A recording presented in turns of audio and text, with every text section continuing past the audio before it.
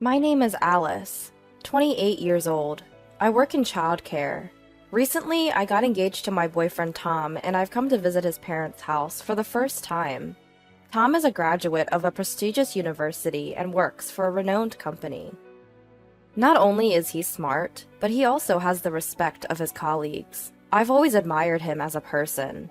His father welcomed our marriage, even saying, "We never had a daughter. Your future mother-in-law will be thrilled."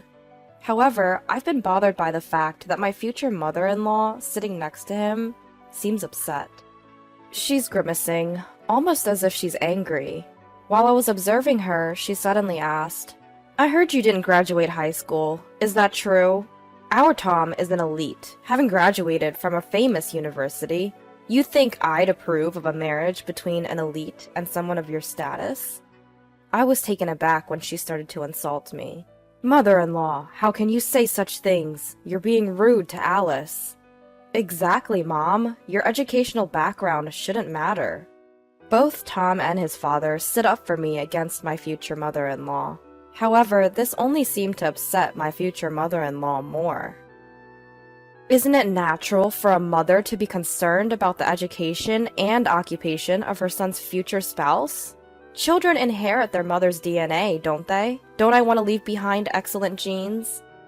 It seemed like my mother-in-law wasn't going to approve of me, a high school dropout, because she wanted to ensure the excellence of her offspring. While it's true that some people are obsessed with educational backgrounds, and many parents care deeply about education, it felt sad to be opposed solely because I dropped out of high school. Actually, there was a reason I didn't finish high school. I grew up in a single-parent home after my father died in a traffic accident.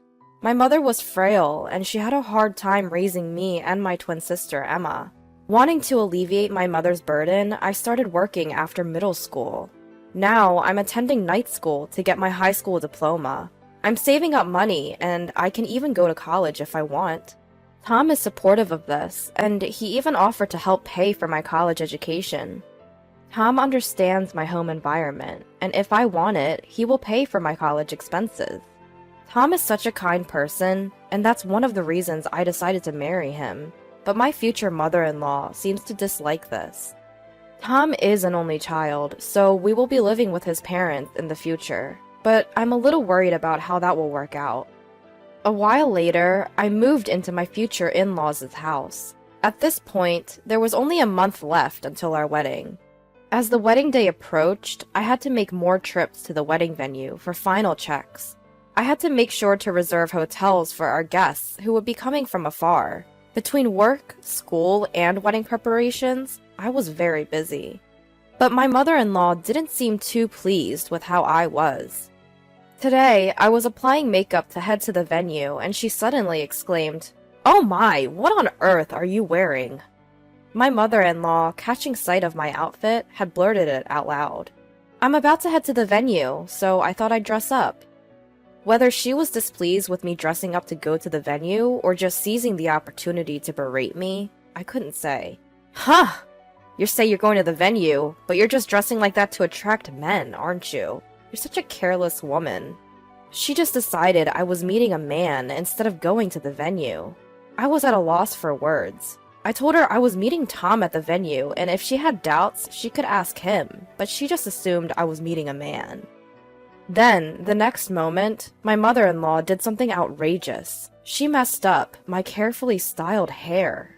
"Hey, what are you doing, mother-in-law? I spent so much time getting ready. This is terrible."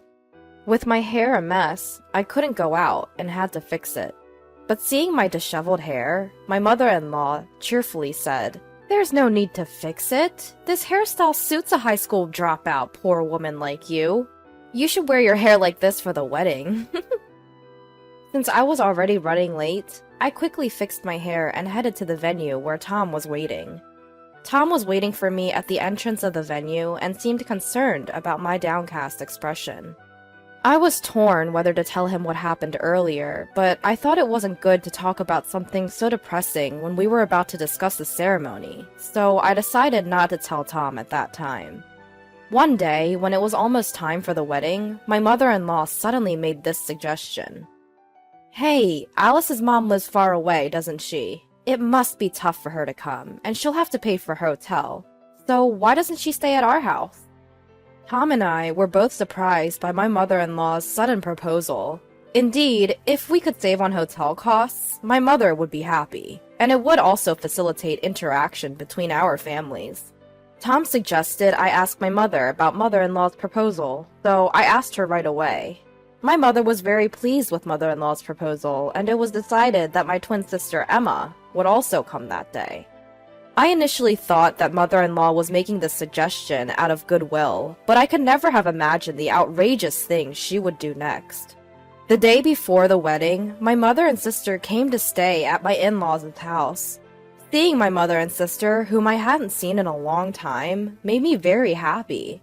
I have a particularly close relationship with my sister, and we were so happy to see each other after a long time that we decided to sleep together that night. Emma, who had been drinking, fell asleep right away. No matter what happens, Emma won't wake up once she's like this. Just when I was thinking that, it was getting late and I should get some sleep too. I suddenly felt the door to our room open. As I was wondering what it could be, I heard a loud buzzing sound, followed by the noise of something being shaved. Haha! Now you won't be able to attend tomorrow's ceremony, will you? No need for hair for a poor middle school dropout.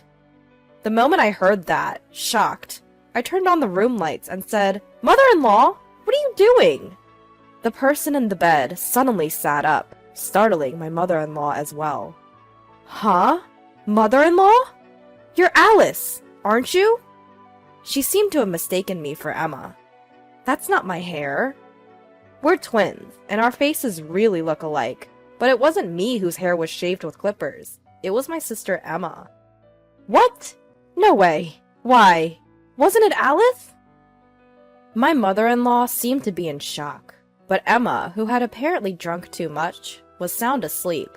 When she wakes up in the morning and realizes her hair has been shaved off, Emma will surely be very angry. Unlike me, Emma has a strong temperament, so it's obvious she'll be furious. What will you do now, mother-in-law? I'm not going to cover for you. Feeling guilty, perhaps, my mother-in-law left the room with a pale face. The next day, Emma looked in the mirror and was shocked and furious to find that she was bald. Our mother, who was present at the scene, also shed tears in shock, and Tom could not hide his disturbance. It's terrible! Who on earth did this? So I revealed everything that had happened yesterday in front of everyone. I was wondering what kind of face my mother-in-law would wake up with this morning, but she wasn't there.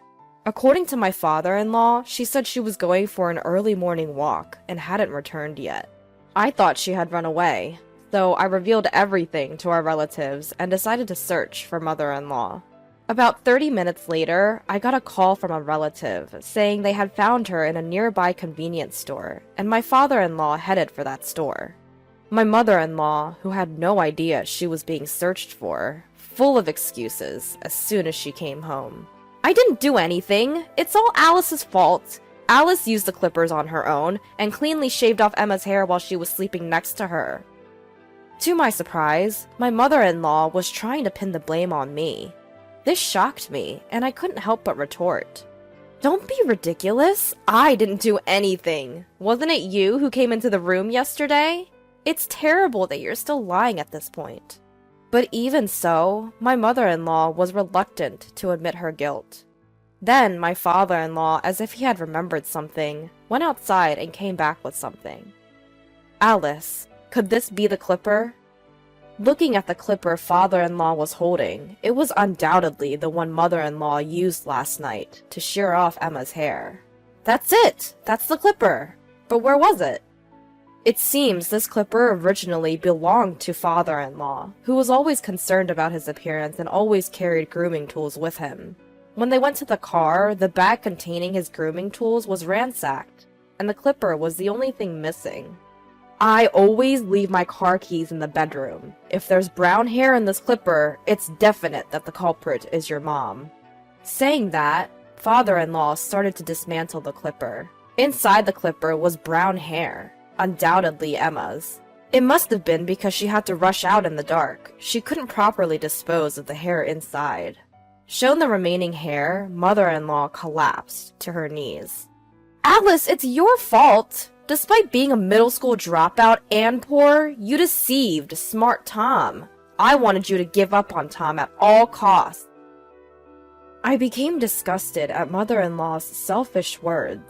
The one who got angriest upon hearing that was Emma, whose hair had been shaven off.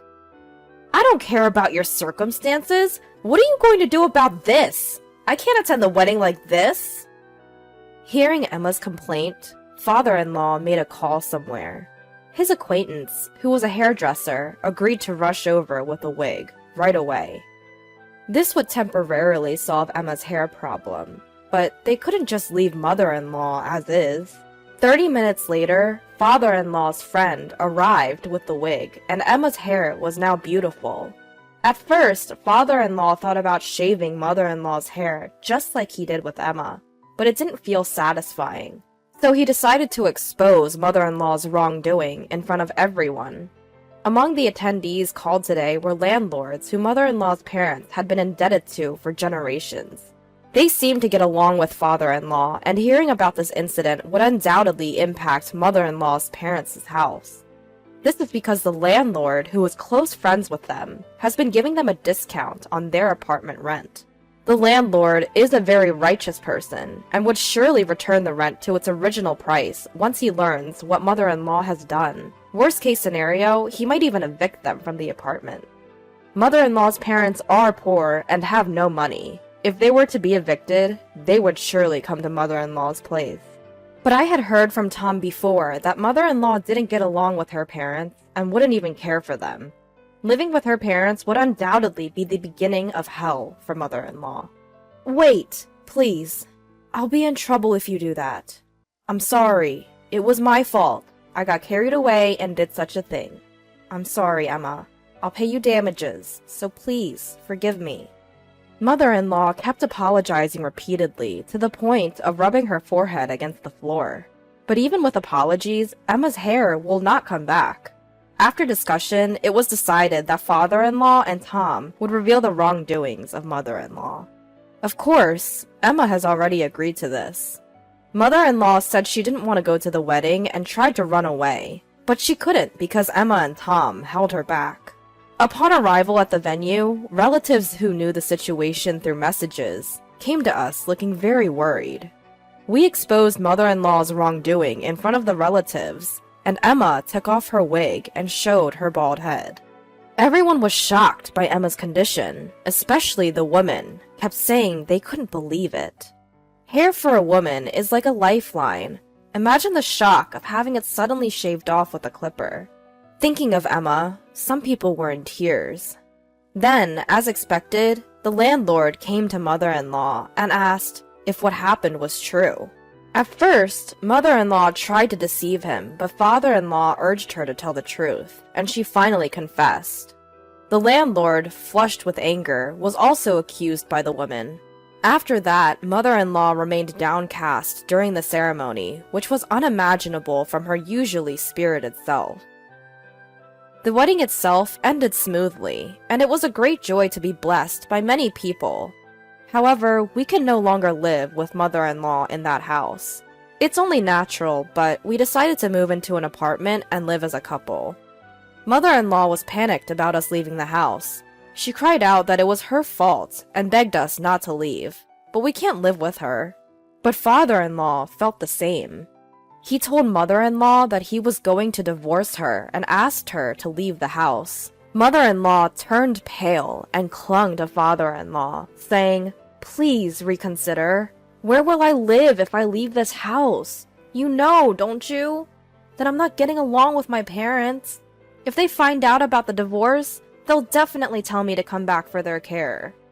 She was trembling as if she could collapse at any moment. But when I think about Emma, I don't care about mother-in-law. I never dreamed that my hair would be shaved off while I was sleeping and mistaken for me. Mother-in-law persistently tried to persuade us afterwards, but since father-in-law contacted mother-in-law's parents, she reluctantly left the house. Currently, mother-in-law is living with her estranged parents and seems to be taking care of them. But apparently, her parents have a difficult personality, and mother-in-law is being completely worn out by their selfishness. She has called us several times to say she wants to start over, but we have no intention of living with her, so we just blocked her calls. Now, we are living happily with father-in-law in his home. The house was quite old, so we decided to renovate it together. Father-in-law built his dream study. Tom created a place to display model figures, and I decided to install a state-of-the-art kitchen. Of course, we also created a room for the child who will be born in the future. And now the three of us are living comfortably. Emma's hair, which was shaved at that time, has now become short, and it seems to be highly rated by her friends as a good change of image. She talks about that time as if it were a joke, telling various friends, and it actually complicates my feelings more. Emma, for her part, occasionally comes over for sleepovers at our family home, and I look forward to that. There may be many difficulties in the future, but I believe we can all work together and push through.